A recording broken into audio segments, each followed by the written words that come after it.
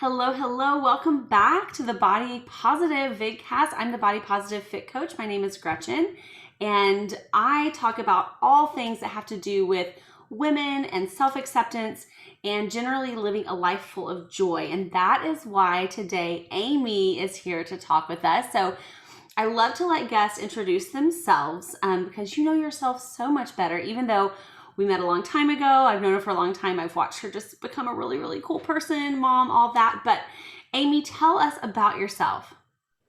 My name is Amy Gougler, and I am a mom of three little ones. I have a 5, a 2, and a 5-month-old. So 5 years, 2 years, and 5 months, who is currently right here sleeping, as you can see. I am a personal trainer and group fitness instructor, though I'm currently mostly staying at home. But I do share a lot on my Instagram, all about mostly about postpartum and prenatal fitness and just loving yourself and your body and all that our amazing mom bods can do. And Amy, you've put a lot of, and I know I think your mom.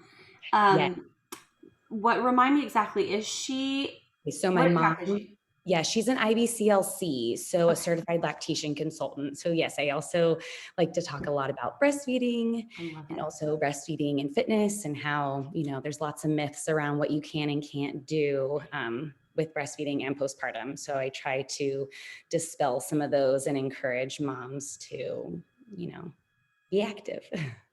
I think it's so nice because when we met, being mothers and having children and breastfeeding was not something we talked about because that was not on the agenda at the time. Like everyone was just getting married, maybe just getting a boyfriend, um, and Go. and so to find out this stuff later on about like how you are so passionate about breastfeeding and the experience that you've had with mom that you've had has been really interesting to me and really fun to watch on your Instagram. And like all of us, this kind of, I'm calling it the COVID silver lining because there's been so much bad stuff with COVID that there is this little silver lining that these little valuable virtual platforms like yours have really gotten a lot of traction, which is beautiful, especially for moms and women. Yes, I totally agree. I totally agree. It is a silver lining, isn't it? And It lots of is. like relationships that have kind of like been built online simply because we needed to find a way to nurture those during the times that we couldn't be with our friends. If you can't be with the people near you, you can actually cultivate those relationships with people who live a lot farther away, or you may have Right. never even met in person too. Right. Absolutely. But I wanted to talk today about, first of all, this whole mom bod thing. I want to talk because we both are really like Instagram. We have a good audience there, but there's a lot of kind of stigma around the postpartum body and getting your body back. So today, can we please talk to people about what the postpartum body really looks like? So first of all, when you had like your first baby, was there anything that surprised you? Maybe not you as much because you had some familiarity with it, but was there anything that surprised you about your postpartum experience that you weren't prepared for? Like, even though, my mom literally works with postpartum women, there was so much that I didn't know. And it wasn't a matter of her not telling me as much as I don't think that we as women can really understand it until we go through it, Agreed. because the changes are so crazy. Like, just from the get-go, you give birth and then you still look like you're 6 months pregnant and you're like, the baby's out, what's happening? And I think that especially for first time moms who maybe do see, celebrities or people on Instagram that are posting their first picture with their baby that's, 2 weeks old and they have a flat stomach. Right. Some people can do that. Some people that happens to. However, it's not normal. Right. And it is not anything that they did. It's genetics. Oh, And a yes. lot of times the celebrities that you see are people that are very thin in real life. I mean, their genetics already have them predisposed to this, what we consider like our cultural standard of beauty, which unfortunately still is very, very thin and tall and lean and muscular, kind of. Yes. You Perfect. see, Just be perfect, right. okay? And so their bodies, that's their set point, right? They're going back quicker to their set point where, I've never been the woman with the six pack abs. Like my belly's always had a little bit of padding on it. And so, yeah, after I had my baby, 6 months was lucky. I was more like in the 7, 8 still. And that's reality. That's really what you're immediately going to deal with. Yes, and everything's just like squishy and feels out of place. And I think the biggest thing about me, like because the immediate postpartum is still very fresh in my brain right now, but like I feel like I'm not put back together quite right. Mm-hmm. Like you leave the hospital and at first they're like pushing you out in the wheelchair and you're like, oh, I can walk. But then you get home and you're like, oh, maybe I I don't can't. need to be walking and moving around, and maybe I should take things slower. And for me, after my first baby, I thought that I needed to jump back into things. I needed to show how strong I was and how I could start running again. I'm cleared by the doctor. I should start running 6 weeks postpartum. And I'm going to go back to work as a full-time personal trainer, teaching 6 group fitness classes a week at 9 weeks postpartum. That's what I did because I didn't, like, my mom, told me to take it slow, but at the same time, she is my mom, and you take Exactly. things differently from them. And so I just had this idea that as a personal trainer, as a fitness instructor, I needed to be the one to jump back in. Like, to me, at that point in my time, at that point in my life, I thought that is what was motivating. Right. And I mean, 27-year-old Amy, while at the time I thought I was so wise and old at 27, that's not what people need to see. They No. need to see, and it's not that they need to see you struggle, but they do need to see what's realistic. And I don't think what I was doing was realistic. It wasn't even realistic for me, but I just did it anyway. Yeah. It's this very weird balance, and that's kind of, I'm so glad you agreed to do this like so early on, because I don't talk to a lot of super new moms. Like I was the one with wearing the baby doing this because I think it's important that we show up, Yes. not that we show off. And I think unfortunately that's where, even like, what was that, 5 years ago, 4 years ago? Yeah. So Chloe is almost 6 now. Okay, so about 6 years ago then. Yeah, 5, 6 years ago. Even that far back, there wasn't such a shift toward this being body positive and showing up as real. Yeah. And so I think what we were taught, even as recent as that, is that that's what a strong feminist woman does, is at 6 weeks, they're ready to go strong and hard. And now, thank goodness, we can talk about this. People are showing up real. They're showing up. And again, like I can't help but say, like, COVID had something to do with this, because we didn't have a choice. We didn't have a choice but to show up exactly where we were. None of us got to go to an office. None of us got to like take our kids to daycare or to school. Every single person was forced to show up exactly as they were. And so it's kind of taught us like, hey, there is some strength in just keeping a baby alive.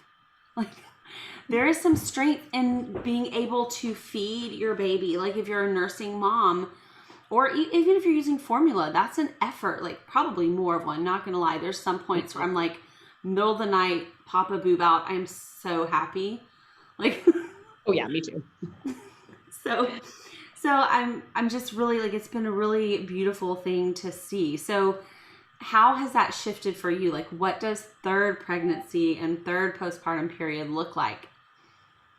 So this time, I think, let me rewind just a second. So with each pregnancy, birth, and postpartum, I feel like I've learned so much more, not only about birth and postpartum, but also like about myself.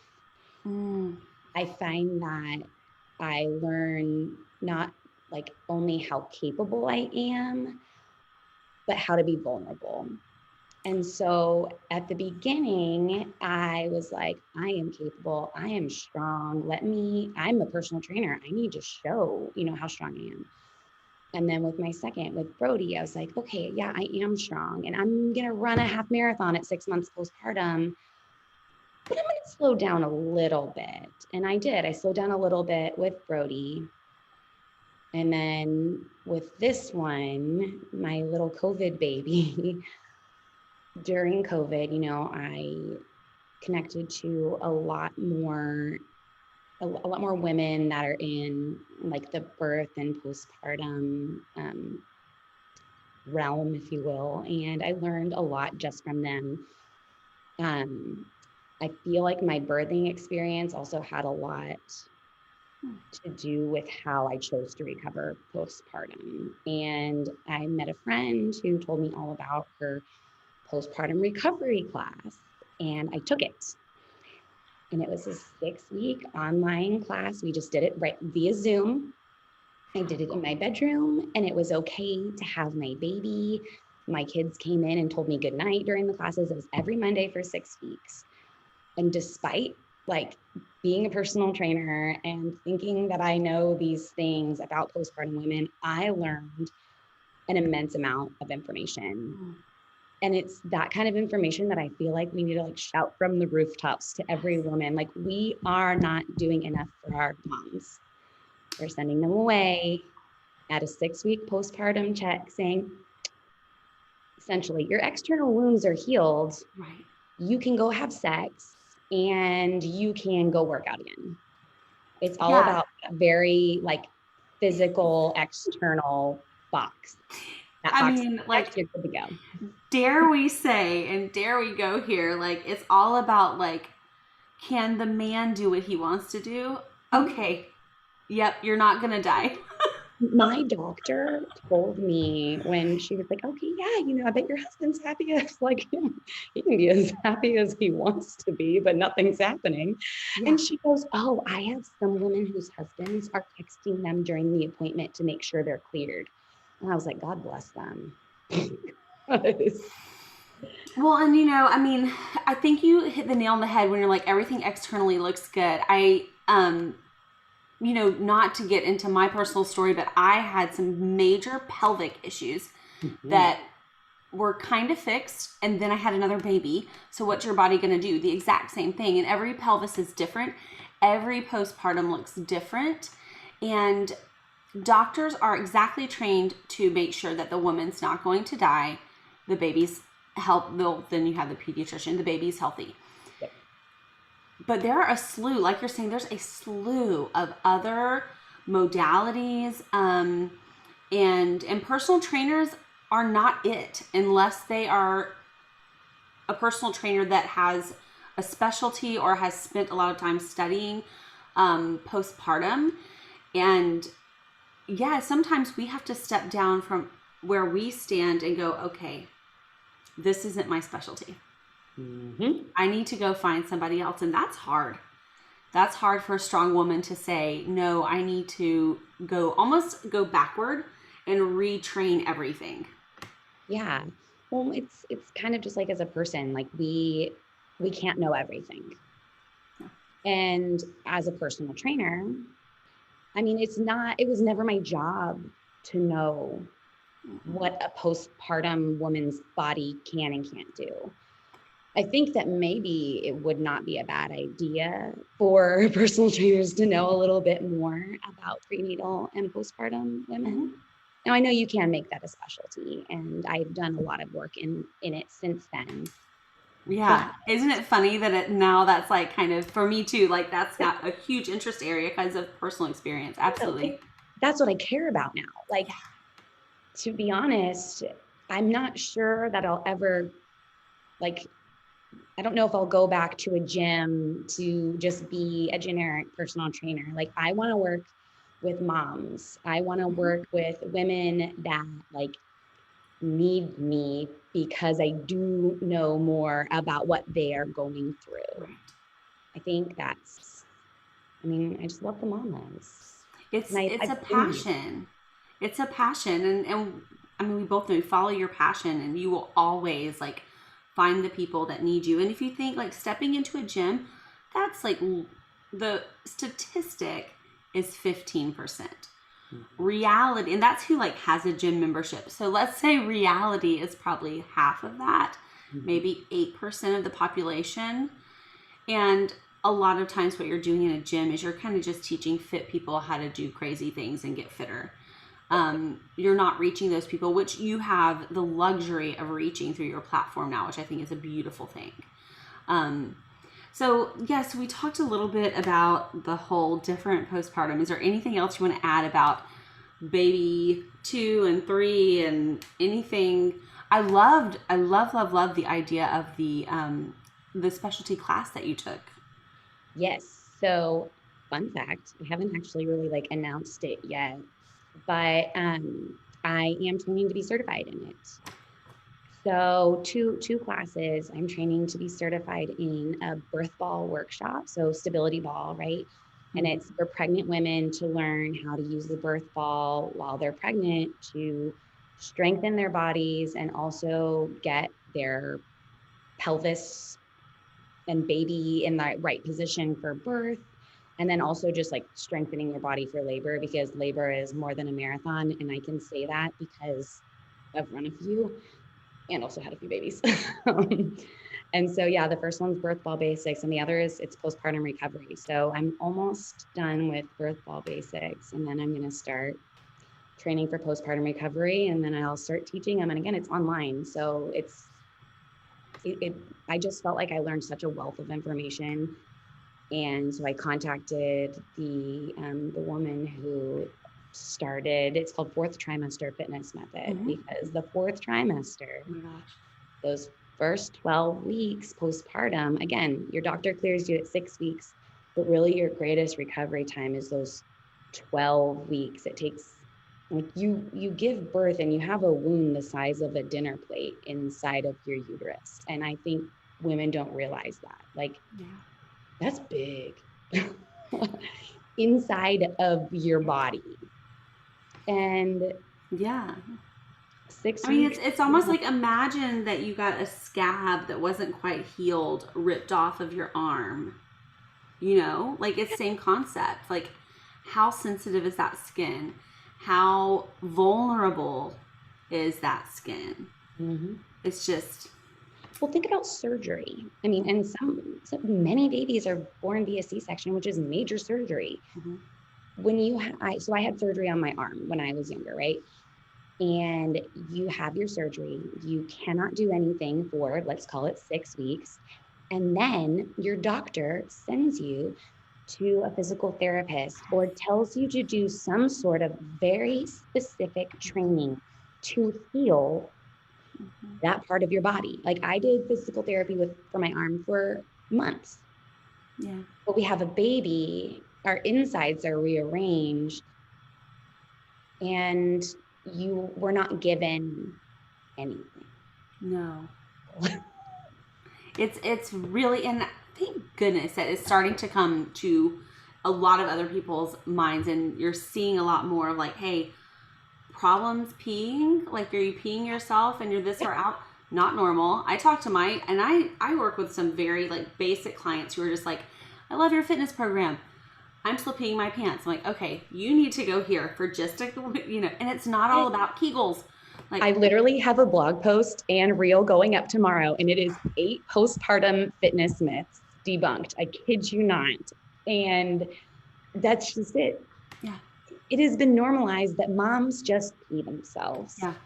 Back pain, belly pooch, peeing yourselves. And I'm not talking like a little extra fat around the belly. I'm talking like a hard pooched belly that will not go away. Oh, because of right? diastasis, that's what does it. Yeah. And some DR is normal, but like Yeah. if you're having back pain from your belly, this Mhm. is all dysfunction. This is human body dysfunction. It's not normal. And it can't, unfortunately, be fixed by traditional fitness. It just can't because it could be more damaging. Sometimes Um, you need to go to the experts, just yeah, like we were saying before. And that's okay. exactly. Yeah. But Yeah, a lot of moms don't know that they need experts because they don't realize that it's not normal because they're told it's normal. yeah. Keep telling moms everything is normal. It's not normal. It's not, and there is a big disparity where it's not the fault of a trainer, and it's not the fault of a gym. It's the fact that that is not part of their education. It's not. And but they are still cleared to treat these clients, right? Like, would you ever go to a podiatrist for your pelvic exam? I hope not. But that's in a sense that's what you're doing. Like, they're both medical doctors, right? But one specialty is not postpartum. You can still go there and get fit, but so I do, though. I want to share a little bit. Like, we're talking a lot about go to these certain people. But there are some things that you can kind of start doing as before you have the baby. You've been talking about the stability ball. Mhm. We're lucky. You say that we have an injury afterward, but we're lucky in that we have 9 months to know that it's coming Yes. in some way, shape, or form. So if you were to give a new mom or a pregnant mom just like one or two little pieces of advice when they were prenatal, so before they have the baby, what kind of things do you think that they should be trying to do and why? So first, I tell all of my pregnant mamas to walk and walk and walk and walk. Mm-hmm. Yes, from the beginning, start walking. Walk every day if you can. Walk for 10 minutes, walk a mile, walk 3 miles, whatever you can get in that day, but try to walk every day because you are building cardio. And this is another thing I try to preach a lot is like, change the way you think about fitness. Don't think of your walk as, oh, I have to go do this workout. Think of it as your time. Listen to a podcast. Find a way to like educate yourself. Listen to your favorite jams. Like unwind. Think of it as it's not something that you have to do, but something that you get to do. So Yeah. walking is amazing from the beginning. And so if you're doing that, you are getting so much stronger so that at the end, you can still keep walking to help that baby descend, to help put the pressure that it needs and like get into your pelvis. Like it's one of the best things that you can do, especially if you're not working out prior to getting Right. pregnant. Because you can walk, but even if you weren't walking before, go do it. Right. I love what you said about, first of all, shifting your mindset around it. Because when you have that baby, if you have that routine in, because we know good behavior change happens with routine. If you have that routine in, it's going to turn into your away time. I can't tell you how excited I was that I had a double stroller when I had my second child and could put both of them strapped into it, Yep. and I'll put one earbud in, got that podcast, and I go, man, because that turns into your me time, and it's gonna shift regardless. So you may as well go ahead and make that part of your routine, and it's so functional. It's so functional. You want to be able to walk throughout all these changes to teach your body how to do it without harming itself. For Yeah. sure. Anything else for pre? So, and I'm looking, I keep pointing over here. You can't see what I'm pointing at because it's not in my stability ball is right over there because I was considering sitting on it during the call because I like to sit on it a lot, but tiny human, I was like, I might need to lean back. So, but a stability ball, you can call it that, a birth ball, the big exercise ball, right? So it's really great to have to start working on lower body strengthening exercises because even if you are going into your birth saying, I give me all the pain meds, I want an epidural, like You don't know how long you're going to have to labor without an epidural. You could get it right away and never feel a contraction, or you could get it, 2 hours in and you're feeling it and you need to learn coping techniques. Also, you could get it and it doesn't work, or it only works on half of your body. Right. That's what happened to me with Chloe, my first one. I felt my entire right side of my body and I had no feeling on my left. And then I decided I wasn't going to get epidurals for the next 2. That's all. But that was kind of the trigger. Like, well, if I'm going to feel it, I might as well. Right. But yeah, so no matter whether you're planning to go unmedicated or get an epidural, like you do need to work on strengthening your body, especially your lower body. And there's a lot of there's a lot to be said too for if you have an epidural. This happened to me. Like I got mine with my first child kind of later on into it. But all of a sudden labor stalled, which happens super common with epidurals, by the way, because all of a sudden your body's not feeling anything and you can't tell, it's a whole thing. But I needed to start shifting position because I could still feel lower back pain. I knew her head was back there. Then you have to be strong enough or else they've got to bring in like 4 nurses because you're basically a 9-month pregnant woman and dead weight. Yeah. You've got to be strong enough to like muscle with your upper body because your lower body doesn't want to have anything to do with it. So be kind to your nurses and work on your upper body strength too. Yes, no, that's so true. So, I mean, and it doesn't even have to be a lot. Like, No.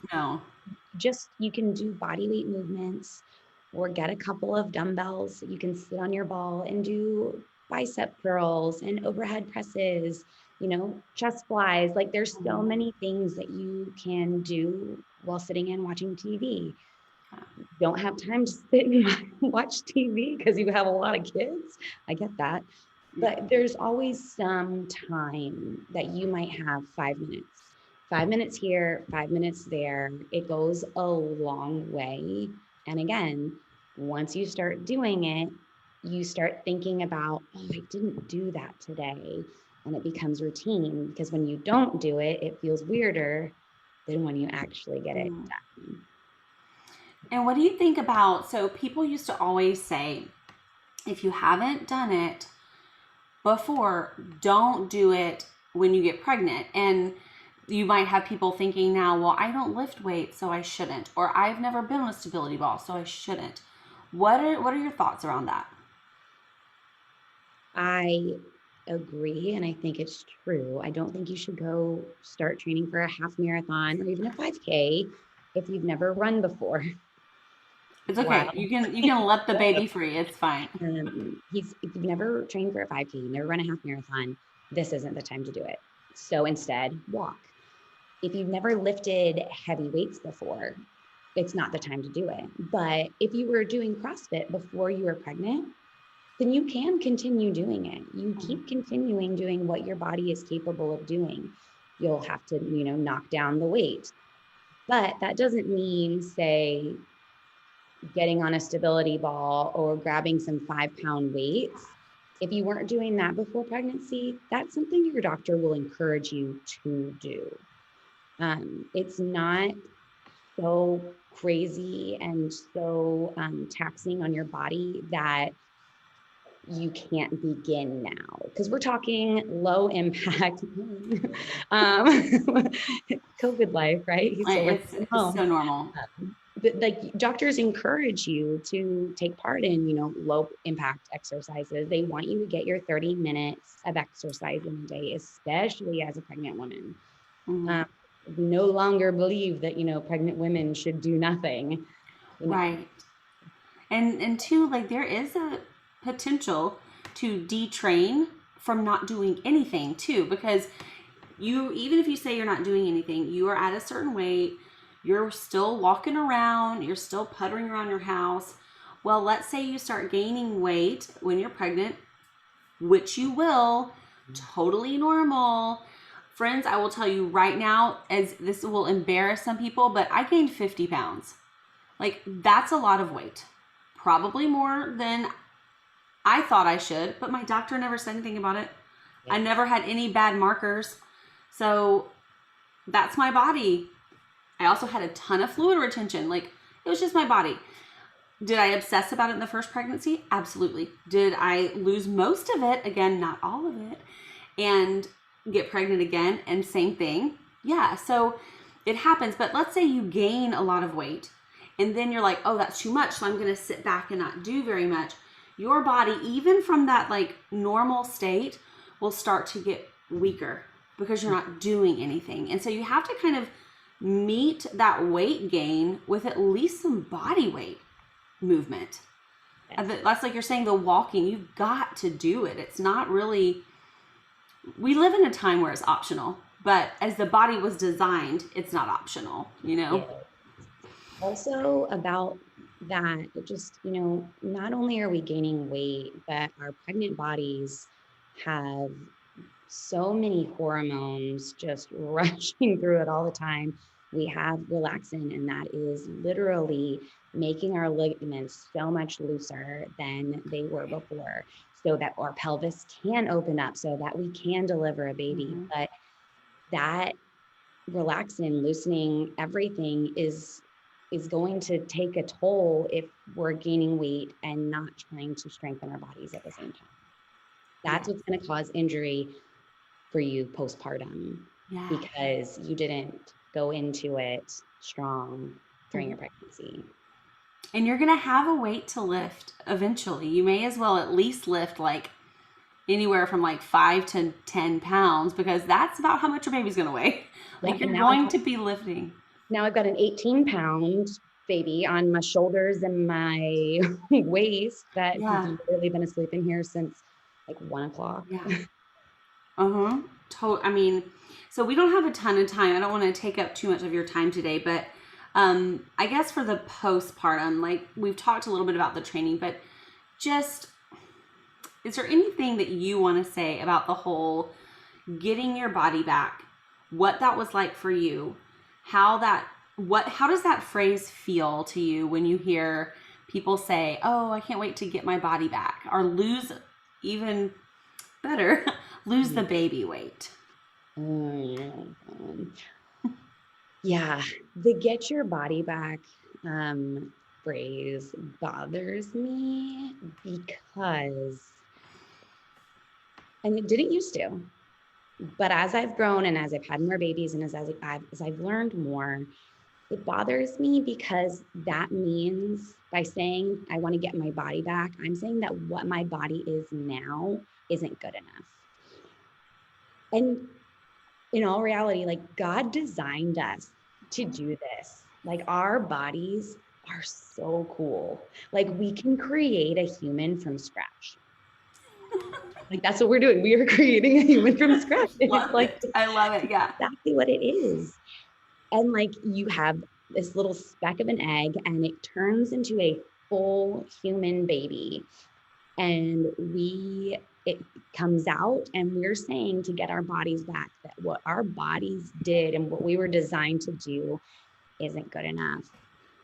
And by saying that, I just feel like we're not doing moms justice, because why do we have to get our bodies back?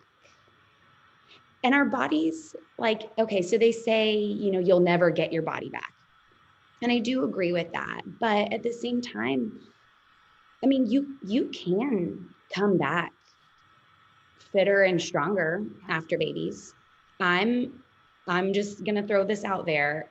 I'm not trying to brag, but before I got pregnant with Bo, this is Bo, I was in really great shape. In January 2020, ran a marathon. I did the Dopey Challenge at Disney, and I felt so awesome in my skin. That delivered 2 babies. Mm-hmm. That skin looked awesome. That body looked awesome. But mentally is where I felt so strong. But that to me, let me rephrase this. That body that gave birth to 2 babies right before I got pregnant with my third one was better than it was in college. And I was in shape in college. Mm-hmm. Like, so just to say you're trying to get your body back, you're never going to get your body back. Right. It's always going to be changed physically, internally, like everything. And so I just want moms to stop thinking that they have to. There shouldn't be pressure to have to be there. Yeah. I think instead we should think in terms of being healthy and physically active. I think moving our bodies is much more important, which again is what I'm trying to find a way to like tell moms, like, you know, reshaping, reframing the way that we look at fitness into something that we enjoy so that we can move our bodies more, because our bodies need to be moved. Like you said, they're designed that way. And I love that you say that you can be strong and you can be, there are not limits to what your body's capable of attaining afterward. You just, if you're chasing the look that you had before, you're always going to be disappointed because you can't go backward anyway. Like, no matter what, if I wanted to look like I looked before I had 2 children, I would also have to go back in time about 6 years. Mm-hmm. No, my daughter's 4. About 5 years at this point. I'd have to go back in time 5 years.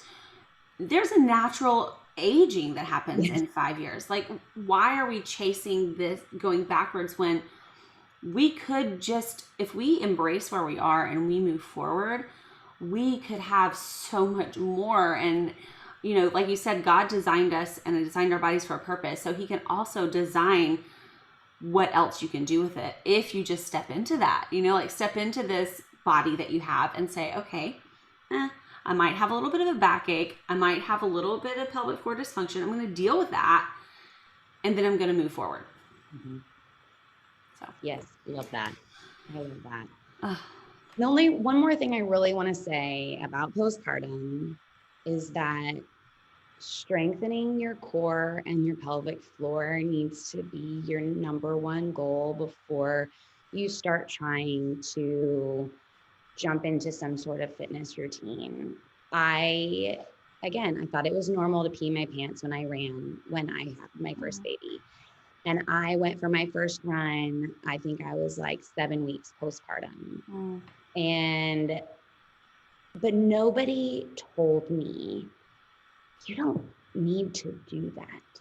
You don't have to try that hard. Are you sure that that's what your body needs? Because to me, as a runner, I thought that's what my body needed. My body needed to run again. When in all reality, I should have been working on those deep core muscles, trying to regain strength that was lost during pregnancy because your abs are literally separated and your pelvic floor is weakened immensely during childbirth. So I cannot preach enough how important it is to really heal and strengthen before you just jump in and do something. Yeah, and we can stop, you know, I was even guilty of it with first kid, like this bragging about how soon it was that I did this thing. And usually there's someone out there probably watching like, I wonder how strong her pelvic floor is, which is like nothing, right? So you've got these rearranged organs sitting on top of this really stretched out trampoline, and then they're bouncing on it. Like, yeah, you're going to pee your pants, and you're also going to weaken it and keep it weak. So, yeah. Thank you so much for saying everything that you've said. Like, continue, preach it. Like, this stuff needs to be everywhere. We need to keep this information going. Body positivity is so much more than just loving yourself. It's about really taking into account what your body can do, what it has done. And as moms, like, we've done so much. And treating our bodies like we love them. Because it's one thing to say, I love my body and I love how I look, but it's another thing to treat your body like you love it. And I think that ties into body positivity a lot too, because so many people will just be like, I don't care. I love who I am. Great. Awesome. but it's just like self-care. Oh, if you take a bubble bath, it's self-care. Well, there's actually a lot more that goes into self-care. Like we need to stop telling mamas that hot showers, that's it. Yeah.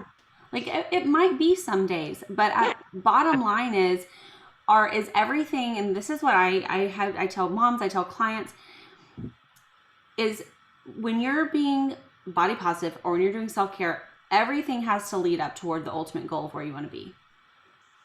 Because it's not just, you're exactly right. It's not just saying you love yourself. Some people, that's the hardest thing you'll ever do. Mm-hmm. It's easier to just make the health changes and not worry about that. For other people, it's easy to say, but they're not making the health changes. So, what is your goal? What's your goal here? And as moms, our goal really should be that health and not trying to age backward. It's not possible. Nope. I'm never going to be in my 20s again. Thank God. Yeah. Oh, I know. And, when people say, I wish I looked the way I did when I was 20, I'm like, but do you want to be 20 again? Because personally, I don't want to go back to my 20s. They were super fun. Oh, yeah. But it makes me tired thinking about it. I know. But I'm like, I don't want to do that again. I have a newborn. But like thinking about my 20s, whew. I know. Like, do I have to take my kids with me? But then, my kids. So, okay, tell us where to find you and how to get all of your information. Yes. So I guess the best place to find me is on Instagram. I show up there pretty often. My handle is at Amy's Balancing Act. And you can also find me on my blog. That's just amygblog.com. It's super simple, but yeah, I talk about pregnancy, postpartum, breastfeeding, fitness, and mom life. Like, some kids' activities thrown in there. Just, it's evolved with me, and as it should. It doesn't have to be that niche. Like it's my balancing act, nobody else's. Exactly. And she also has a splash of Disney thrown in every now and then, which I personally love. Yes. I have been to Disney since COVID. You went too, right? Okay. This is about to take a total turn, so maybe we should shut it down. Yeah. Because also, like, if you're looking at Disney, this is actually a really good time. It is. Because it was there. All right. Well, thank you so much, Amy. And I look forward to maybe having you on again. This is really good conversation. Loved it. All right.